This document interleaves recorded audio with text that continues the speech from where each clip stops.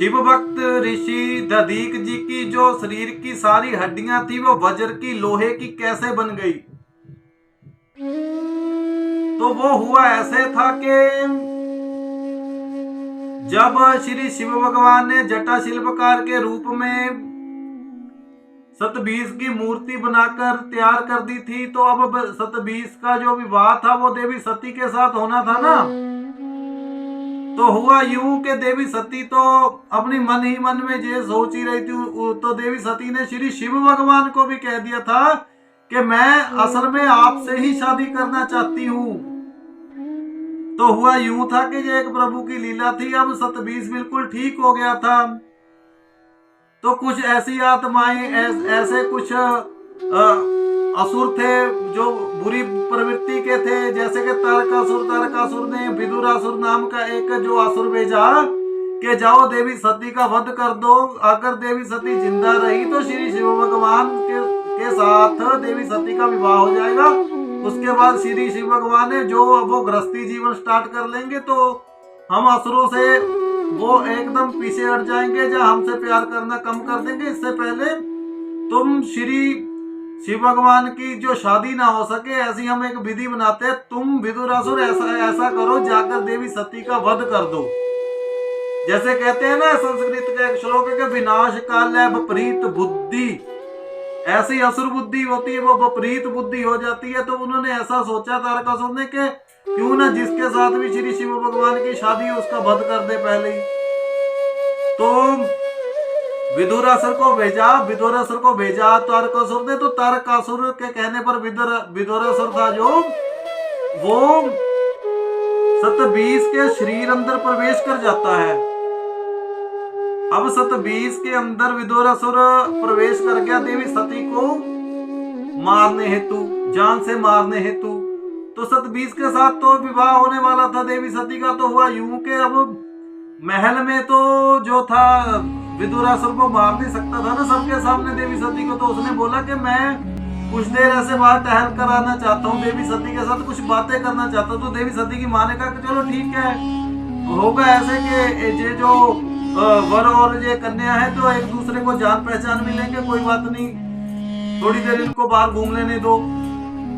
तो हुआ यूं कि बाहर जब जो सतबीज था ना वो उसके अंदर जो विदुरासुर का जो प्रेत था वो चला गया था, वो अंदर शरीर के अंदर चला गया था देवी सती को मारने को। तो अब बाहर जब देवी सती के साथ अब सतबीज घूमने गया तो अंदर से प्रेत बोल पड़ा, अंदर से वो असुर बोल पड़ा कि मैं तुम्हें अब मारने हेतु यहाँ लेकर आया हूँ। तो देवी सती को पता चल गया कि तुम सतबीज नहीं हो, सतबीज कभी ऐसी बातें नहीं करता। तो पता चल गया कि ये कोई राक्षस है। तो देवी सती वहां से भागी और भाग कर ना, क्योंकि जो महल के द्वार थे वहां तो पर तो वो खुद खड़ा था वो राक्षस, तो बाहर की तरफ भागी और भागती पासी में वो ऋषि दधीक जी के आश्रम की तरफ जाती है और आश्रम में चली जाती है, जो कि शमशान घाट के अंदर ही था। वो कहते हैं ना वो खुले में शमशान घाट थी, तो वहीं पर ही ऋषि दधीक जी का आश्रम था। वहां बड़ा सा एक शिवलिंग बना हुआ था। तो जो ऋषि दधीक जी थे वो श्री शिव भगवान के परम सेवक थे, परम भक्त थे। तो मैंने पहली कथा में भी बताया हुआ कि ये ऋषि दधीक जी थे जिन्होंने पहली बार देवी सती को श्री शिव भगवान के बारे में बताया था। तो देवी सती ऋषि दधीक जी के पास जाती है और कहती है कि ऋषिवर प्लीज कृपया आप मुझे इस राक्षस से बचाइए। तो अब सतबीज के शरीर के अंदर जो राक्षस था विदुर, तो वो बोला कि ये ऋषि क्या मुझसे तुमको बचाएगा, ये ऋषि क्या मुझसे तुमको बचाएगा।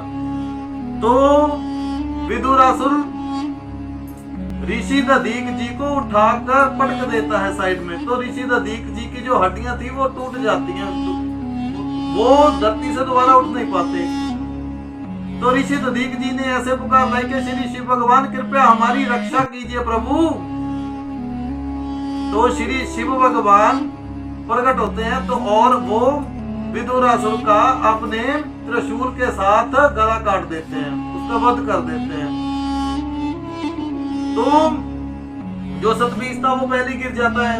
और वो जो विदुरासुर की आत्मा थी वो अपना रूप धारण कर अपने जो उसका जो असल में वो रूप था ना असली वाला, तो उसमें आ जाता है और सतबीज का शरीर छोड़ देता है। तो श्री शिव भगवान उस असुर का गला काट देते हैं, उसका वध कर देते हैं। तो उसके बाद ऋषि दधीक जी ने कहा कि प्रभु कृपया मुझे माफ कर दीजिए, मैं निर्बल हो गया था, मेरी हड्डियां गिरने के कारण टूट गई। तो श्री शिव भगवान ने कहा कि नहीं ऋषि दधीक जी, आप तो एक नारी की रक्षा हेतु अपनी जान की परवाह किए बिना एक असुर से भिड़ पड़े, तो मैं आपसे बहुत प्रसन्न हुआ हूं। तो ऋषि दधीक जी ने कहा कि प्रभु मैं तो इतना निर्बल हो चुका हूं कि मैं आपको प्रणाम भी नहीं कर सकता, मेरी हड्डियां टूट गई हैं। तो श्री शिव भगवान जी ने कहा कि जो अपने विचारों से अच्छा होता है, जो अपनी बुद्धि से अच्छा होता है, उसको किसी भी प्रकार का जो है वो नमस्कार करने की, दुनियावी रूप में करने की जरूरत नहीं होती। भगवान मन से उसको हमेशा के लिए स्वीकार कर लेते हैं। तो श्री शिव भगवान ने कहा ऋषि दधीक जी, एक नारी की रक्षा करने हेतु मैं आपको वरदान देता हूं, मैं आपसे बहुत प्रसन्न हुआ हूं कि आपके शरीर की जितनी भी हड्डियां हैं सब वज्र की बन जाएं, सब लोहे की बन जाएं। ना तो आज के बाद इनको कोई तोड़ सकेगा और ना ही कोई हानि पहुंचा सकेगा। तो ऋषि दधीक जी ने हाथ जोड़े और कहा हे प्रभु, कर्मों का फल मिलता तो सुना था, लेकिन प्रभु कर्मों से कई गुना ज्यादा फल तो सिर्फ आप ही दे सकते हो महाप्रभु। ये सिर्फ आप, तो ऋषि दधीक जी की जो शरीर की हड्डियां थी वो सारी वज्र की, लोहे की बन गई। तो